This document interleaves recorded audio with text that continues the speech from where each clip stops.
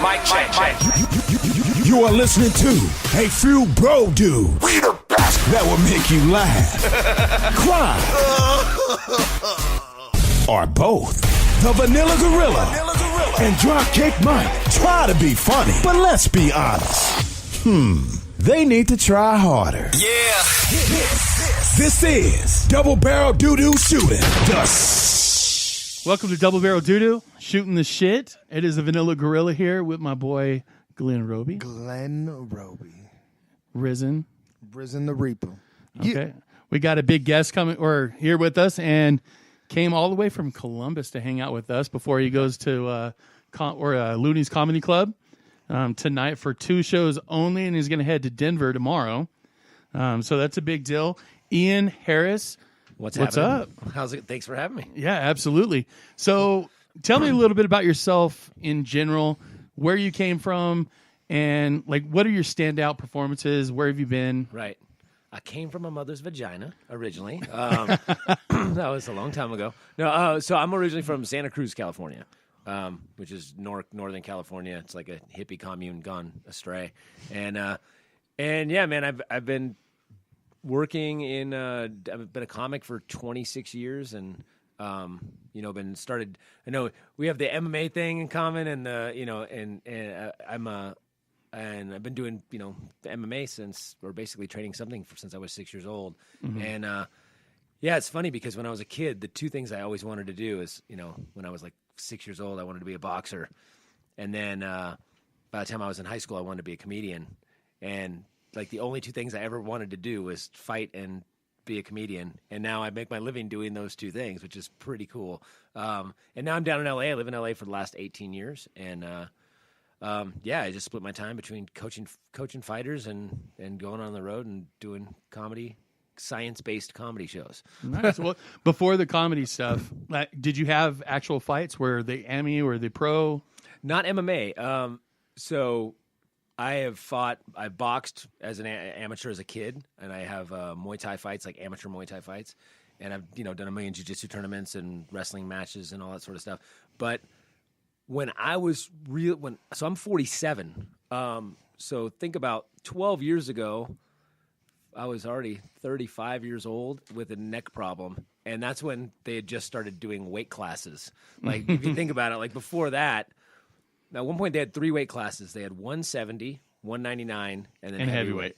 Yeah. And I remember seeing Pat Miletich for the first time. Because I was walking, like right now I'm probably 175, and this is like overweight for me. I usually walk around like 165. And I saw Pat Miletich, and I was like, and I was the smallest kid in my wrestling team. So I wrestled the under 70 division in junior high. Under 70.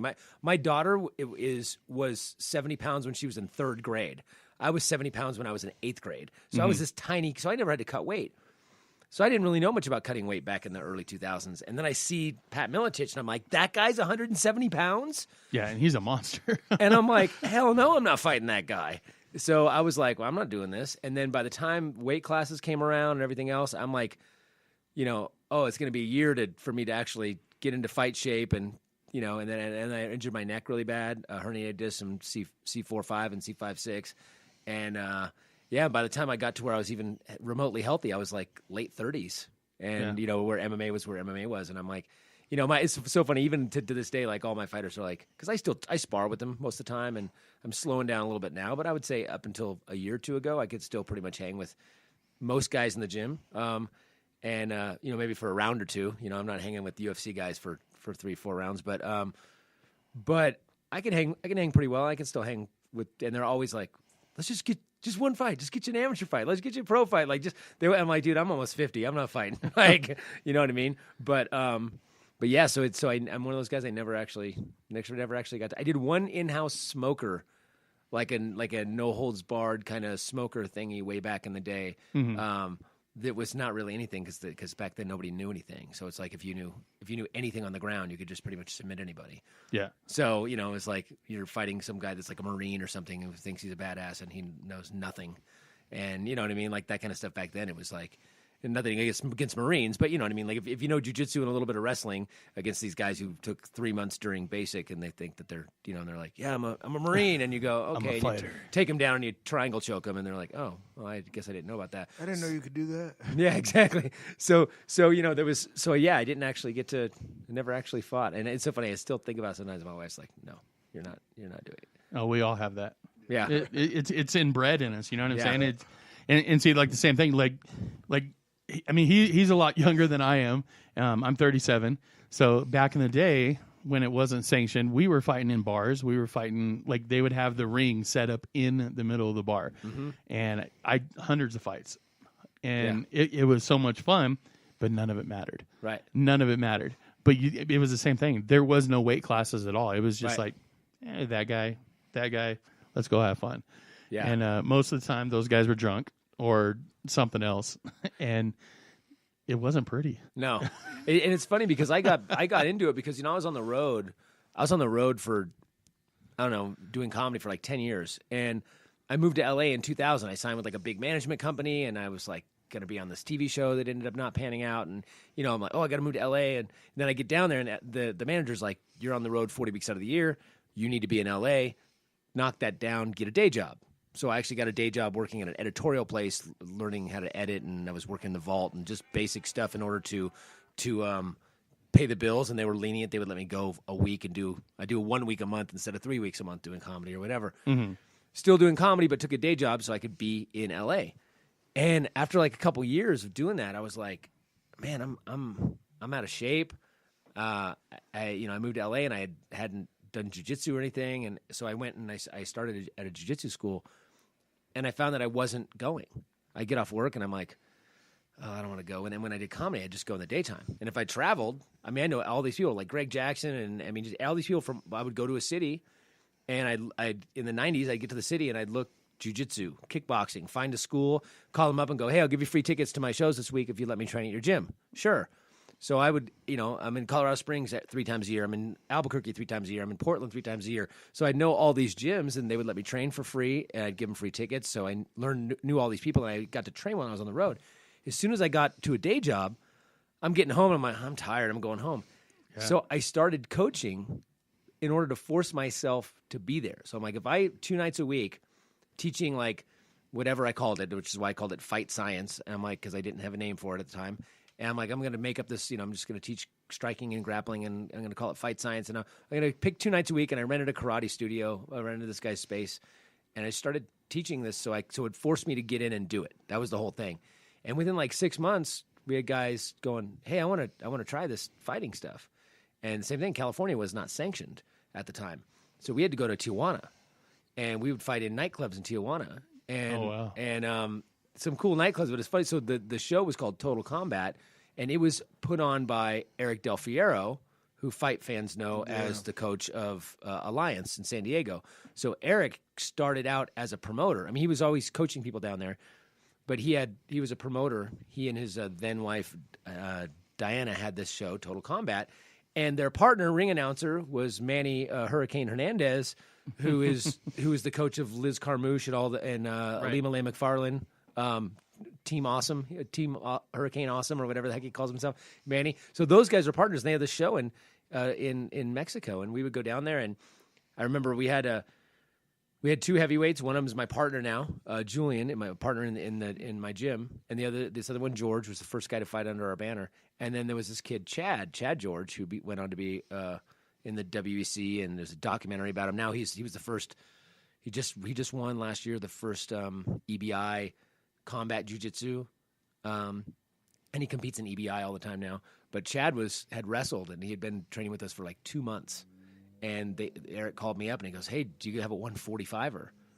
And I'm like, hey, Chad, do you think you make a 145? And he was like, you know, fat and out of shape, and like hadn't really just started training, but had wrestled his whole life, you know. He's like, yeah, I could probably do that. When? I'm like, 2 days. Where? Mexico. He's like, all right. So I went to Mexico, and he fought another kid who was a wrestler who'd been training in 6 months, and it was a perfectly even match, and it was hilarious. Nice. It was the worst fight. Like, it was the sloppiest fight you've ever seen in your life. And Chad ended up guillotining the guy in like the 2nd or 3rd round, and afterward he came up to me and goes, that guy just gave me an envelope with cash in it. I didn't know I was getting paid. And he was like, I don't even know what it was, like $200 or $50. And Eric had given him like, hey, here you go, here's some cash. And, share of the proceeds or whatever. And Chad was like, whoa, $200. Like, it was hilarious.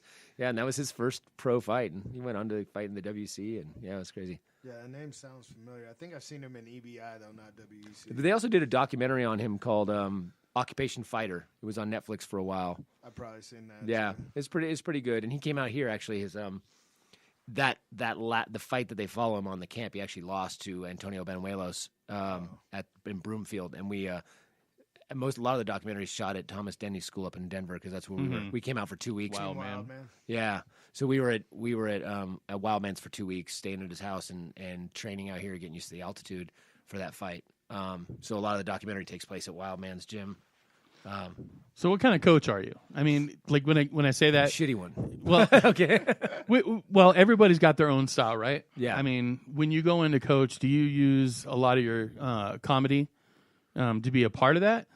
Because I mean, like I'm a dumbass dude. Right. Like I'll go out in the short shorts and I try to be as funny as possible around everybody to make them feel comfortable, so we can get work done and everybody's still like good vibes. You know what I mean? So how does that work with you? Well, I'm funny in the gym. I think I'm definitely an acquired taste as a coach because a lot of people come from wrestling or even boxing. It's a lot of hard nosed. I'm not a hard nosed guy. Like I'm not that guy that stays on your ass. Like I'm not the guy that's like, you do this, you drink your water today, you run your laps, or whatever. Like you hit whatever. Did you get your jiu-jitsu today? Whatever. I'm not that guy that's always on people. I'm like, here's your camp. Here's what we're doing. I trust you to do it. If you don't do it, you're not self-motivated. Fuck yourself. Like that's how I feel. Like do the thing.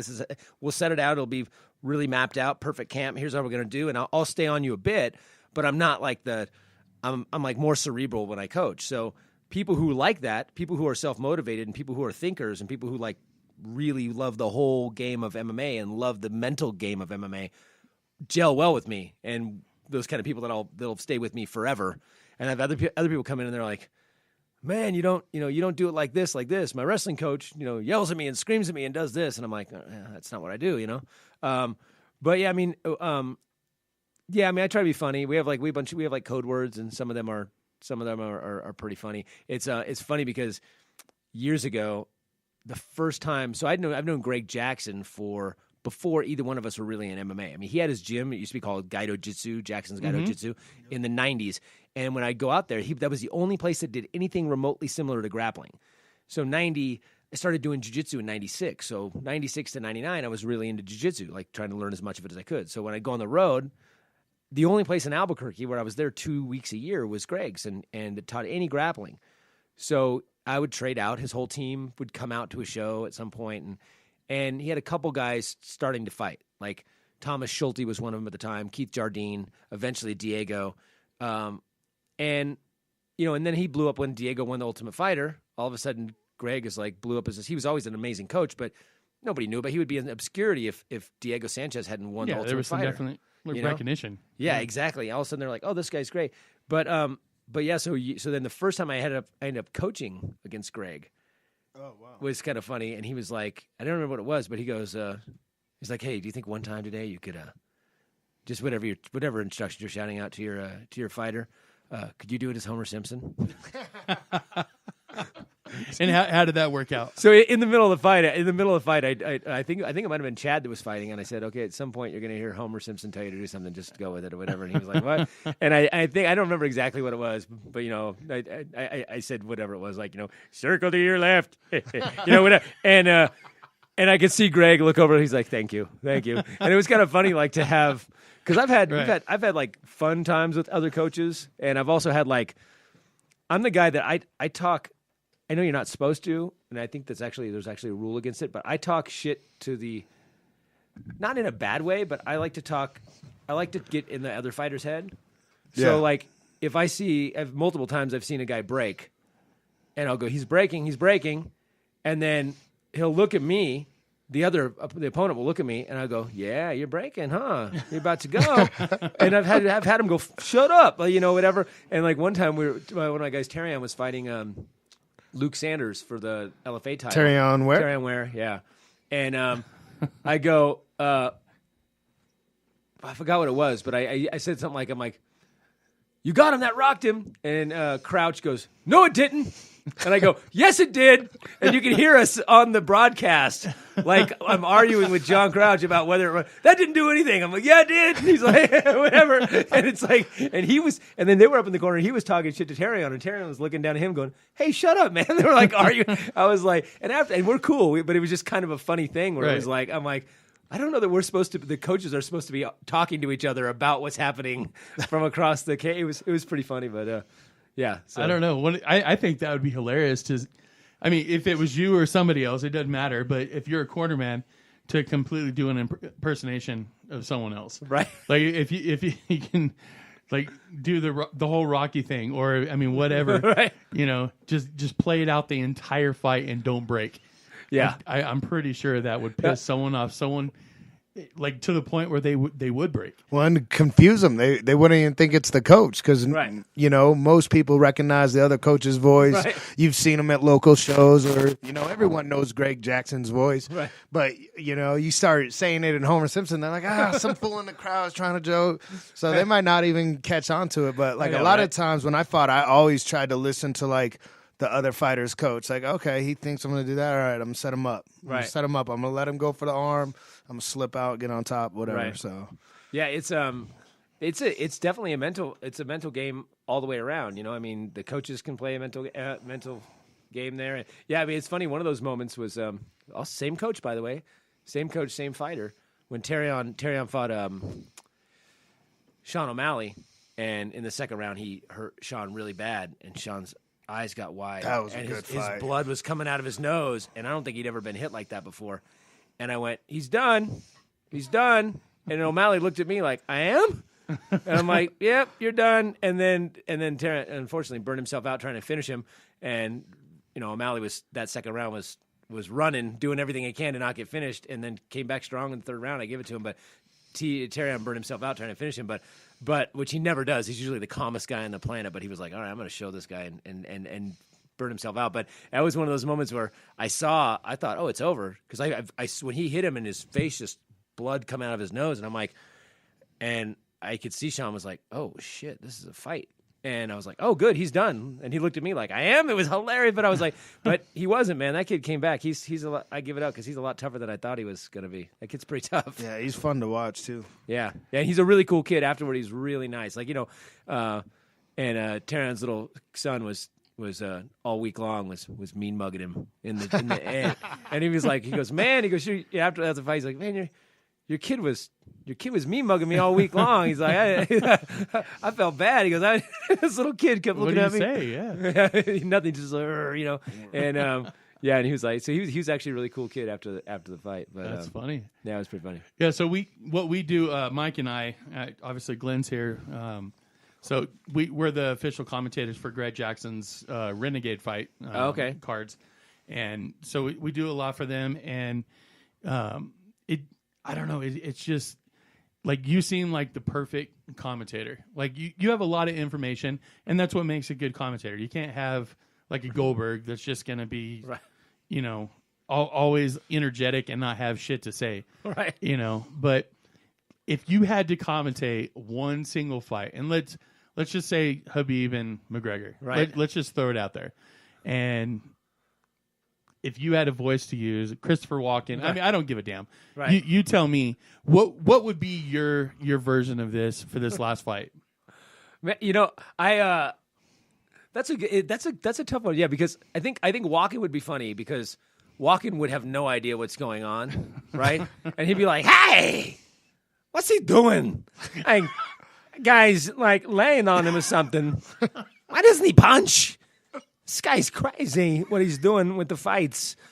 I wonder why the one guy doesn't do that thing.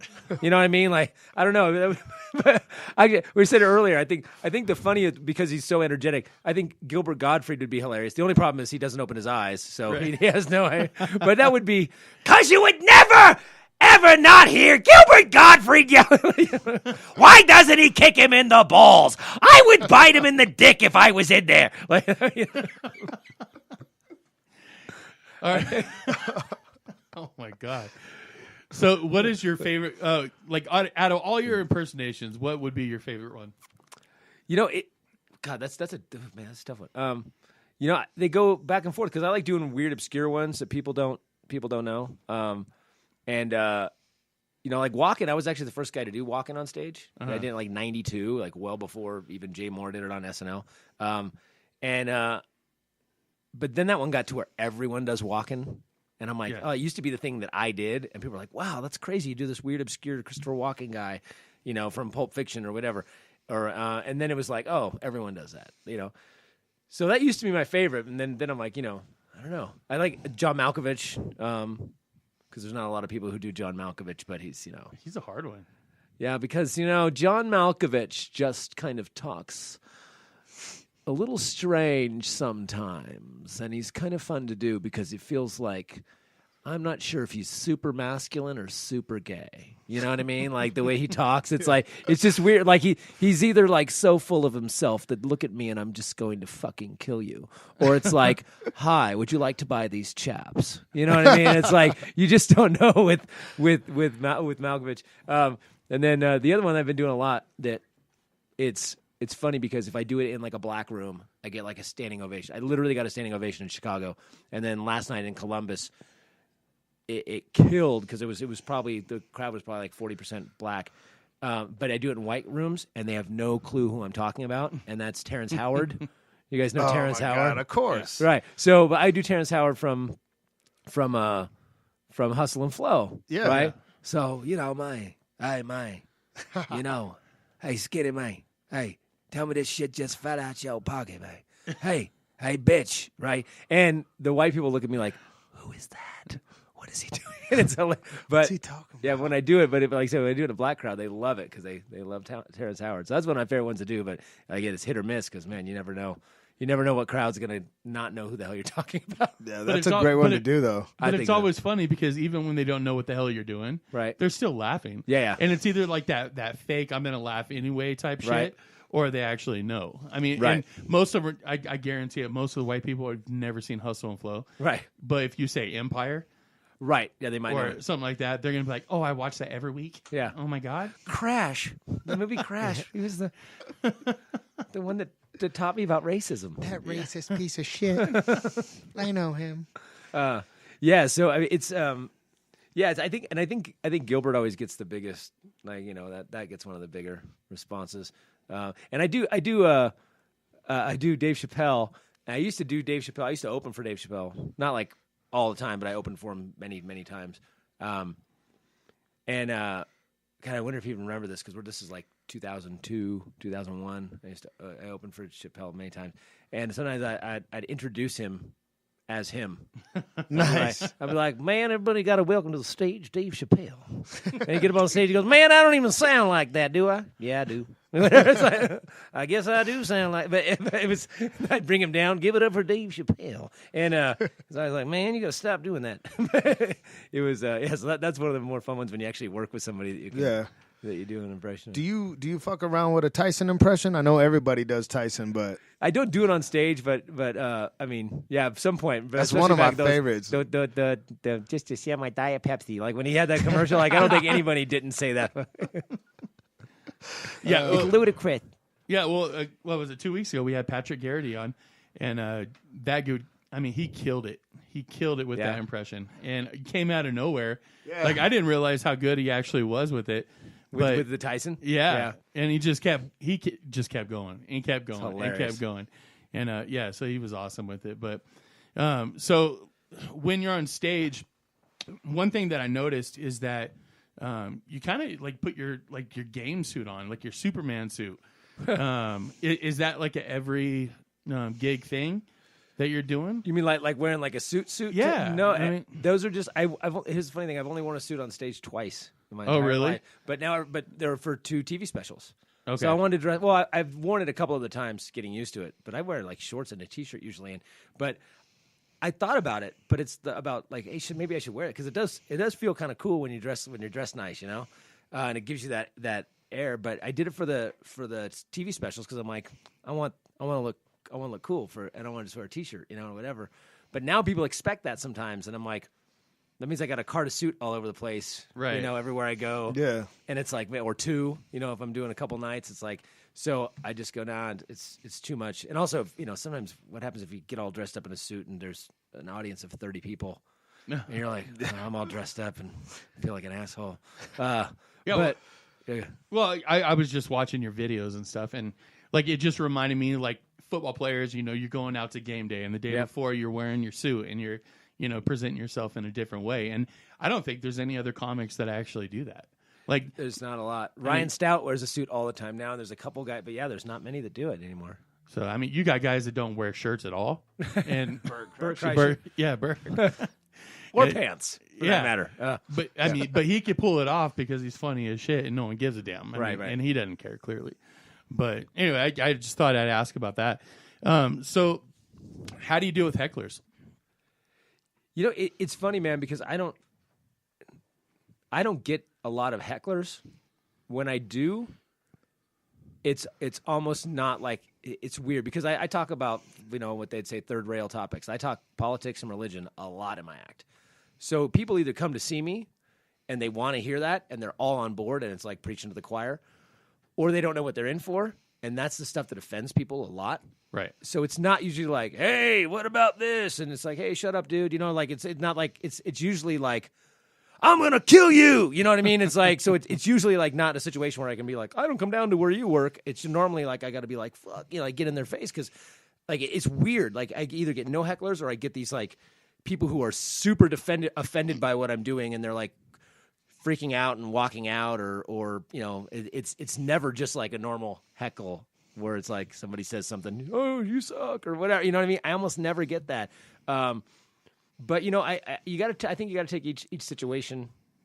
I was telling you earlier, like you know, I like talk a lot about science, and this dude in Oregon asked me why I like science, and I was like, which is not even a heckle, but he was drunk and he was trying to be funny. He goes, why do you like science? And I'm like, really? I'm like, yeah, I'm not going to answer that question. He's like, answer it, pussy. And I'm like, so now I'm a pussy. He goes, yeah, pussy. Answer the question, pussy. Why do you like science, pussy? I said, why don't you come up on stage and we can test the theory of whether or not I'm a pussy or not scientifically. And, yeah, he kind of shut up after that. Yeah, I'm guessing he didn't get on stage. No, but I do a two-man show with another comic named Ty Barnett. I don't know if you guys know Ty. He was runner-up in Last Comic Standing. He lost to Josh Blue. It was several years ago. Really funny guy. So we do a thing called Divided Comedy Tour sometimes where we go and we each do a set and we talk about race, religion, politics, parenting. And then we each talk about those things from our perspective. So, you know, me, white, you know, 40-something white atheist. Him, 40-something black non-atheist. Like he's not like a fundamentalist Christian or anything, but he believes in God. He's not kind of a spiritual dude, whatever. But we're best friends, and we have two different perspectives. He's from Chicago. I'm from, you know, Santa Cruz, California. You know, so what are our perspectives? Like, how do we deal with same age? How do we deal with politics and religion and these touchy subjects from our different perspectives? So we talk about those things. Then we go up together and we do like 10 minutes, 15 minutes together talking and do it. And then we open the show up to the audience. And then they can ask questions. And like sometimes we answer them seriously. Sometimes we answer them funny. It depends on, like, sometimes people are like, with the political climate, they want to know like political questions, and we answer them seriously. Well, this is what I would do if I was in the situation. And sometimes they want to be funny. And that was at one of those shows. So I said, I'm going to bring Ty back and on the stage. And they go, you know, you guys want to see Ty? And I'm like, yeah, everybody clapping. He had a killer set earlier. So he comes back on stage. And he comes back on stage, a drunk heckler dude goes, good. He's funnier than you. And I'm like, that's cool. And Ty was like, whoa. I'm like, that's cool, Ty. He's like, no. He's like, hey, man, you know, that's why we do the show, you know? And the guy's like, yeah, you were way funnier than that guy. I go, dude, that's the whole point of the show. I go, some people like chocolate, some people like vanilla, some people like dick. And that's when he got up and walked out, which was good. Everybody clapped that he walked out. It was pretty good. Throw him a pair of boxing gloves. Put these on, bitch. Yeah, right? He didn't want none of that. So being that you're political and the religion thing, you are atheist and you don't have any problem saying anything about it. You know, I've seen a bunch of your clips and stuff. So, like, when you're talking about politics, what was your take on, like, the recent Trump and Kanye debacle? Oh, geez. I think they're both insane. I really think they're both just narcissists. It's a beautiful sometimes I wonder storm. if they're. Oh my God! I wonder if sometimes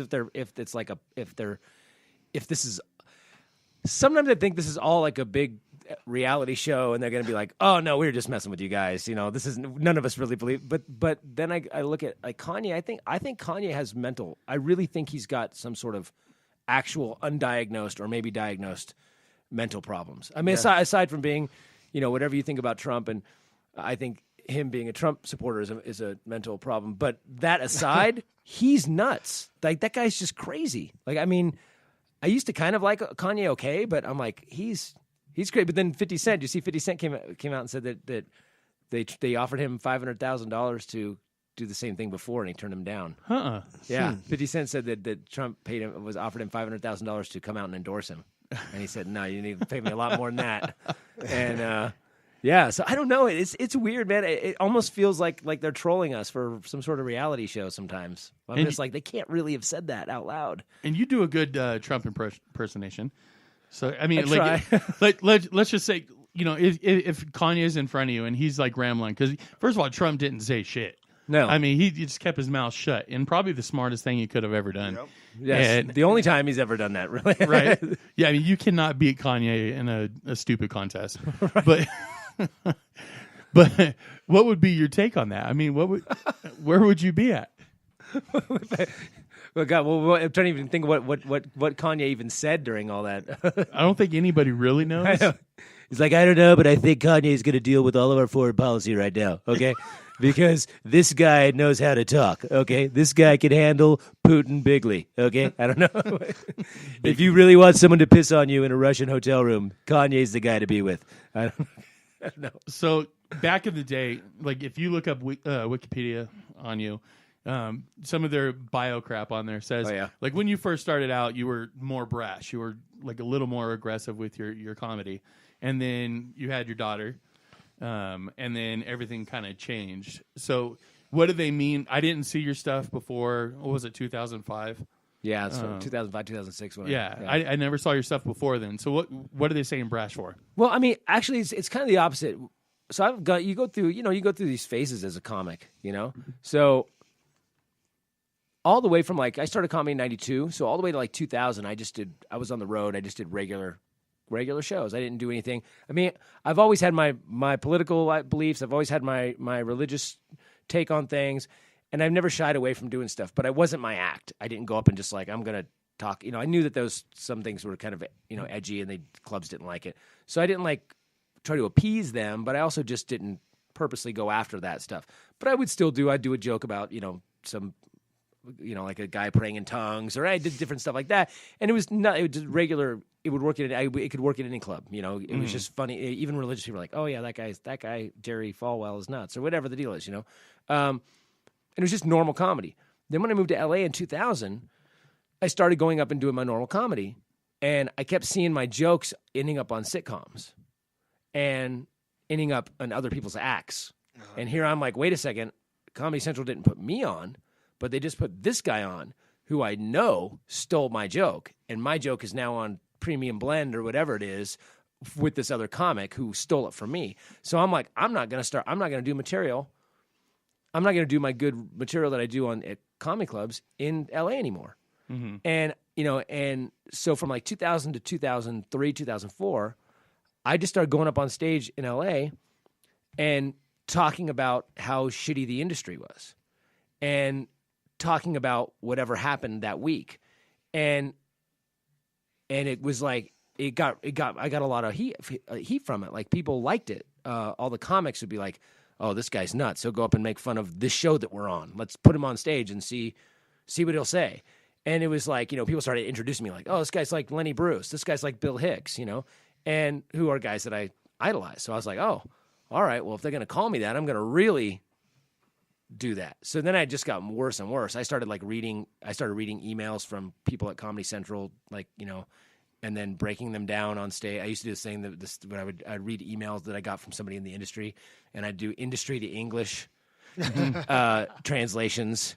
And sorry, we didn't. Your set wasn't quite right for the fit. We need more urban. And I'd be like, okay, so this means we currently aren't sleeping with your manager, and your material doesn't fit into the same box as these people. So even though we're racist, we're going to pretend not to be racist by calling it urban. Whatever. I would like break down their email, and it got to where like I was getting emails from certain people saying you can't do this anymore. Don't read my emails on stage. And I'm like, oh, now I'm going to read this email on stage. And it got to where there was a period where I got banned from a couple comedy festivals. I got banned from a couple, I got banned from comedy festivals, but I definitely got not banned from a network, but told by a network that don't call them anymore. And I honestly thought that they would think it's funny, and people are like, why would you think that? I'm like, because these are people who are in the comedy industry. If you're a big comedy booker or you run Comedy Central or you run the Improv or whatever, and you're a comedy aficionado and you go around saying, oh, the greatest comedians in the world are Richard Pryor and George Carlin and Bill Hicks and Lenny Bruce and all these, people who are against the system, and I'm doing that, I would think you're going to be like, oh, yeah, we like this guy too. So I thought, oh, the more I do this, yeah, I'm ribbing them and it's like a roast, but they're in on it. Turns out, no, they were not in on it. They did not like me doing that. So it got to where I wasn't on the road. I had a kid, and I didn't want to go back on the road having a newborn because I'm like, what am I? I don't want to be gone. I don't want to be that absentee dad.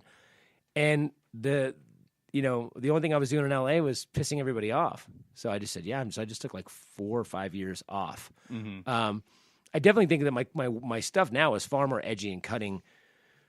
Like for regular comedy, what I'm doing now is way more brash than what I did before that. But that period in LA, like 2001 to 2004, yeah, I was just like said, I don't care. I'm just going to go up on stage and say whatever the hell I feel like saying. No fucks. Yes, exactly. Because I'm like, why should I? I mean, It's just going to get stolen and used on a sitcom, and they're going to give you some dumb excuse why they can't use you, or they don't like you, or they. It's always going to be, oh, we're not. You're too bald, or you're too this, you're too. There's always something and it always boils down to, I don't owe your guy a favor. Like that's what it always. It's never about how good you are. Some of the best comics on the planet are completely in obscurity. Like people that I'm like, that guy's a genius. Why is that guy doesn't have 9 sitcoms? Why is that guy still working for $1,000 a week at some shitty comedy club in the middle of nowhere? And then this person who's is making $100 million a year, and you're like, what? How is why? That guy fit a look. That guy, fit the suit properly. That guy had the right demographic. That guy's manager got him in on the right thing at the right time, and somebody owed him a favor, and somebody's uncle was or dad was a big producer, so that guy gets a spot because his dad's a big producer, and this other producer or other comic wants to get to his dad, so he gives this guy favors, and that guy becomes famous. I mean, that shit happens all the time, and it's never has to do with how funny you are. Well, I mean, you're not the first one to be minced, whatever plural or whatever you need to name that one. Yeah. But I mean, from the history of comedy, everybody's stealing everybody's shit. Yeah. And if they can get away with it, they're going to get away with it. Yeah. And it pisses me off.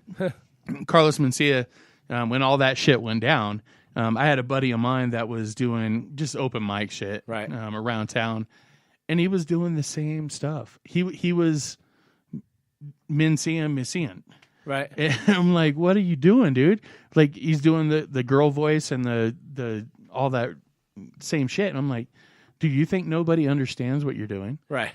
And he's like, no, but they're laughing. I'm like, no, they're laughing like at you, not for you. And because they know what the hell you're doing. And even if they are laughing with you, it's still not genuine. Yeah. Like, you're now an actor. Or you're a cover band. You're a wedding singer comedian. Like, you're doing covered hits. Like, I remember I had this. It was this like weird moment when I first moved to. So I moved to LA before I started doing comedy. When I was like 20 years old, I had written a screenplay and I moved to LA and I was there for a couple of years. And then I moved back to the Bay Area, started my comedy career full bore, and then I moved back to LA when I had management. But the first time in the 90s, like 92, they were doing A&E's evening at the Improv.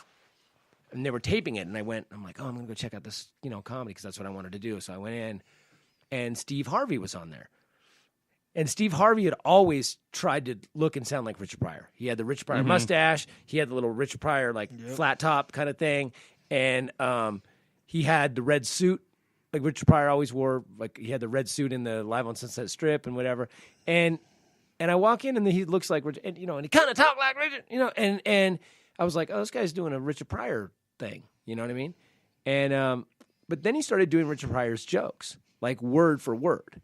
I mean, and Richard Pryor, I think, is the greatest comic that's ever lived. And I know I can recite everything he's ever done verbatim. And I'm sitting here going, like, mouthing the words, blah, blah, blah, blah, blah, blah. And the person next to me is like, oh, have you seen this guy before? I'm like, this is a Richard Pryor bit. Like, and the crowd is dying. Crowd's loving it. And I'm like, this is one of the most famous Richard Pryor bits ever. The bit about where what kind of punishment is it your parents used to go make you get a switch off the tree to beat your own ass with? And he goes, then you cut it, you're crying all the way out to the tree. Then you got to cut a tree, and then you got to clean them leaves off. He goes, and you start walking back, you start making it cut that wind.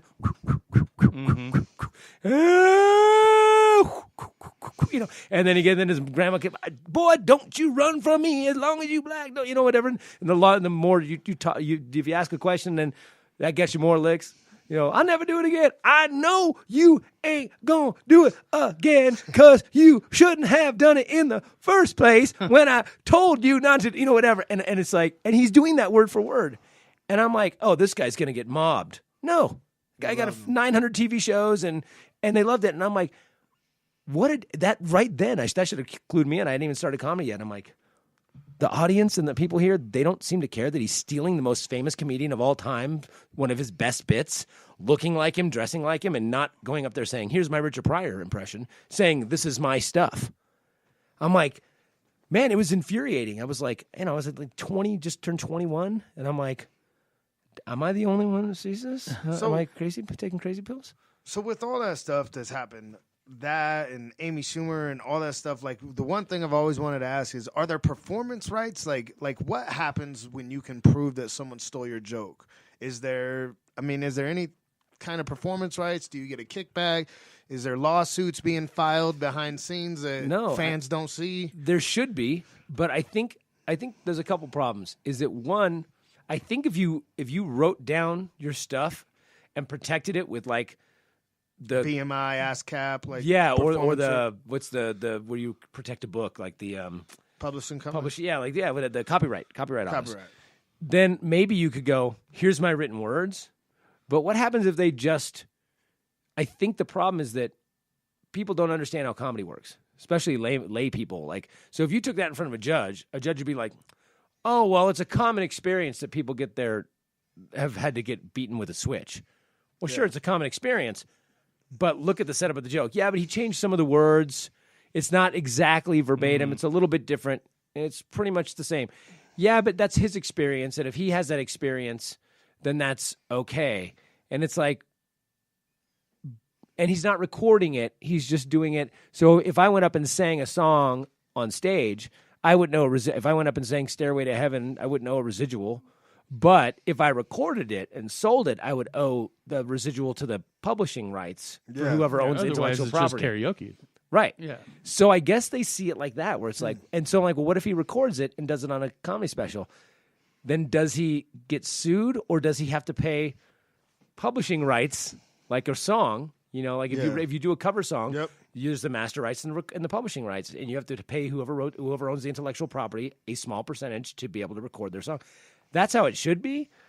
But I think they always go, well, they changed it enough, and it's personal experience, and you can't clone, everyone's been married, so anybody who does a joke about how their wife is this, where do you draw the line?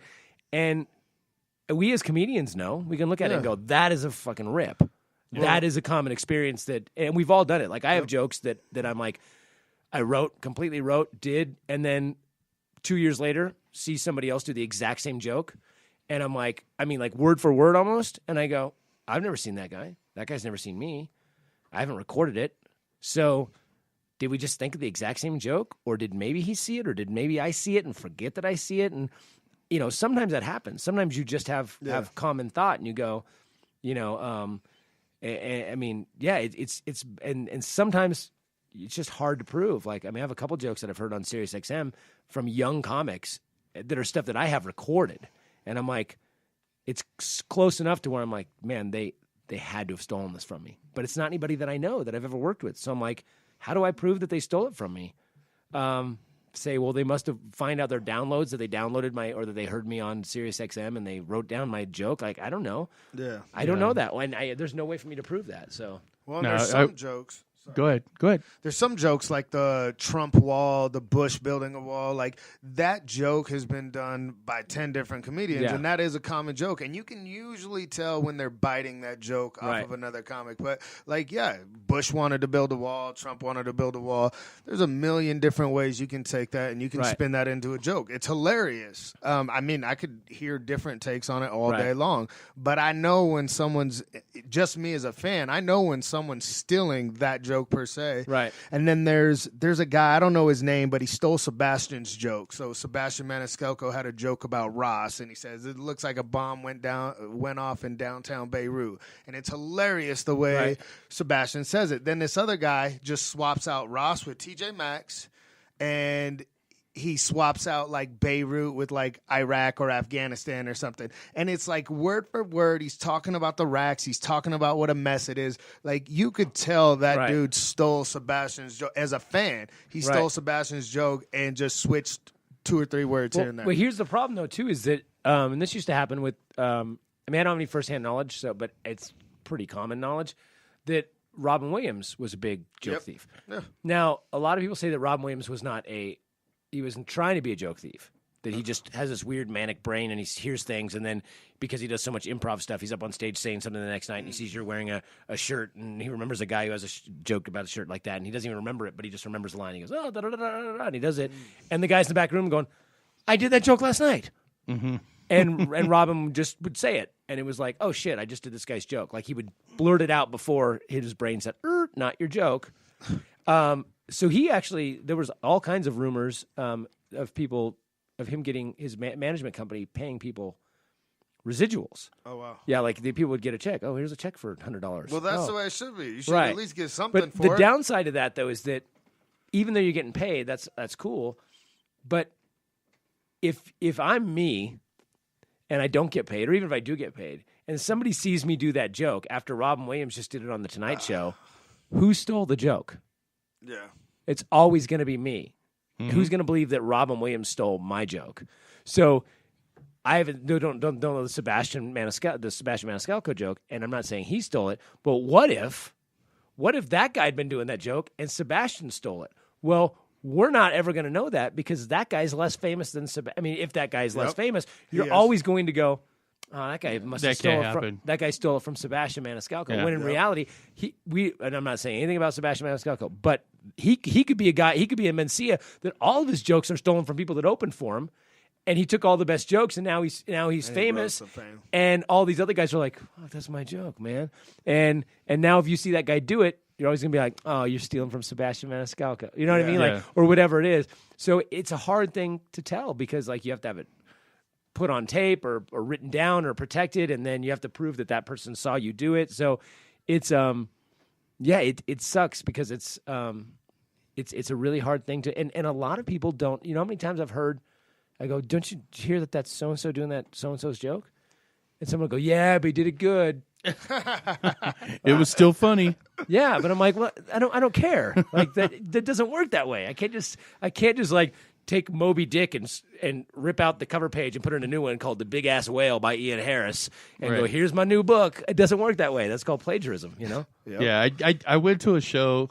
It wasn't like a highball show, but some guy decided he was going to rip Rodney Carrington. Right. And to me, that dude, when he sings his songs, like there's hardly anybody in this world that can do what he does. Right. And so, you know, I got a 12-inch dick and a dozen roses, you know, and this guy comes out and he does the same fucking song, and people realized it and they booed him off the fucking stage. And that's good. So I've never seen that happen before because I've seen so many rips from people. And like you said, you know, Richard Pryor, you know, they were still killing it. Yeah. And like, this dude got booed off the fucking stage, man. They wouldn't have anything of it. Yeah, actually, it's funny. I actually have a Mencia story. I quit years ago. I was in the Bay Area, and so I used to be really good friends with this comic named Kane Lopez. Kane, he died at like 30. He had like like cancer. But Kane was really funny, and he started comedy when he was like 17, and he was impressionable. Like, he was a good comic, but he would have these moments where he would start going like really hacky, start doing dumb, hacky stuff, because he wanted to be. He's Mexican. He wanted to be like the Latino comic, so he was like, oh, I'm going to just do all that same. Mexicans are like this, and white people are like this, and we'd be like, Kane, dude, that's overdone. Let's, you're funny. Do something else. And he would always go back and forth between like writing really good stuff and then like, yeah, but if I do this, it gets a big response and everyone loves me. All the Latinos love me. If I do it, so he was always kind of on that. And he was working with Carlos. He goes, dude, I'm working with Carlos Mencia, and this is well before Carlos Mencia was like famous for stealing jokes. Like in the industry we knew, but it was before the Rogan call out and all that kind of stuff. And I remember my friend Jason and I were like, yeah, dude, I don't know, man. Carlos is pretty known for stealing shit. And he's like, nah, bro, Carlos is cool, man. Like, he's really cool, man. He's gonna take me on the road, man. He's gonna, he work all the stuff. He's gonna take me to all the clubs. I'm gonna open for him. It's really cool, man. It's awesome, dude. And we're like, oh, cool. He goes, yes, I'm gonna open for Carlos. All right, cool. A couple weeks later, I'm at a club, and this club I worked a lot, and they wanted me to it was a 2-act show, feature act. There was no opener, the opener, there was no MC. It was featured opening and then Carlos. Okay. They go, well, you're working with Carlos Mencia. And I was like, all right, well, I'm not sure about this. But I'm like, he's probably not going to steal my shit because I'm not doing Mexicans are different than white people jokes, right? So I'm like, all right, that's fine. So the first night, he's up on stage, and he does one of Kane's jokes. And this is, again, he was rich at this time, but Carlos hadn't blown up. He didn't have a TV show. But he is very smart, and he's doing certain things. He's really good at marketing. And he would do this stuff where he would like record the show that night, and he would sell you the CD of that recording, and you would pay him like $25, and he would get your name and your address and whatever, and then he would go home and mix it, and then send you a CD of the show that you were at. Oh, wow. And he had like 20 different T-shirts, and he had like I don't know if his wife or girlfriend, whatever, like selling all this merch after the show. And after the show, and I'd never really met him. Like, I had met him, but not like I wasn't friendly with the guy. And after the show, I was, trying to be nice about it. I go, hey, Carlos, hey, man, you know that joke you do?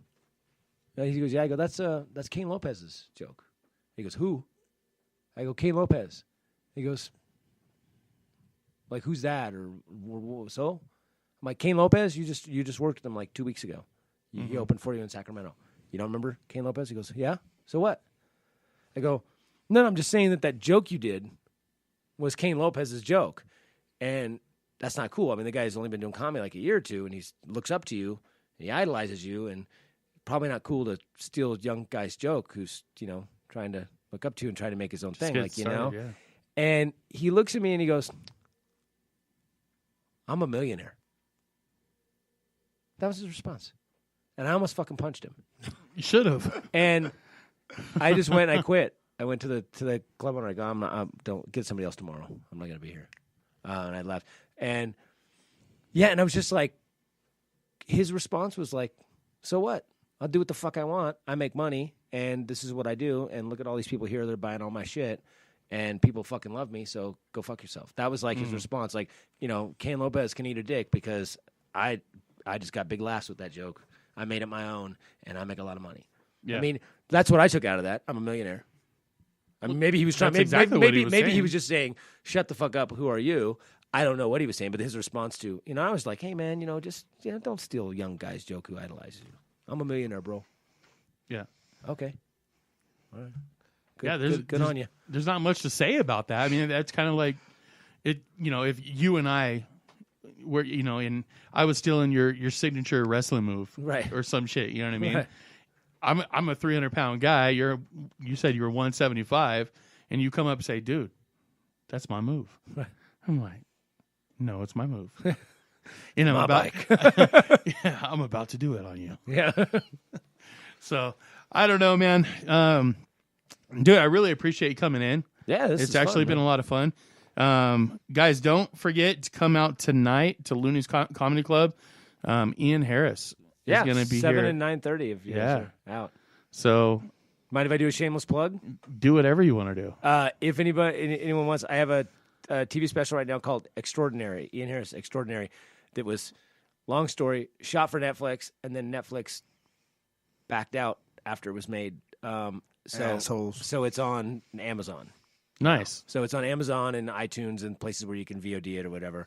But it's called Ian Harris Extraordinary, and and it's what I do, and then I close it out with a bunch of impressions at the end. It's pretty cool. So if Nice. anybody wants to go rent it, buy it, watch it for free on Prime, whatever, please do. Very cool. Again, thank you for coming out. Yeah. I know you're tired, and you want to get a little rest before your show tonight. Some coffee, you know. Yeah, so we'll let you go. Couple Ian Harris, sparring rounds. Yeah. and Right. Looney's Comedy Club tonight. It's Double Barrel Duty shooting the shit. Be there. And we had our good friend Glenn Roby in here, and it's the Vanilla Gorilla, and we're out. Do you remember Loudon Sinclair? He was on the first Ultimate Fighter. That was his nickname.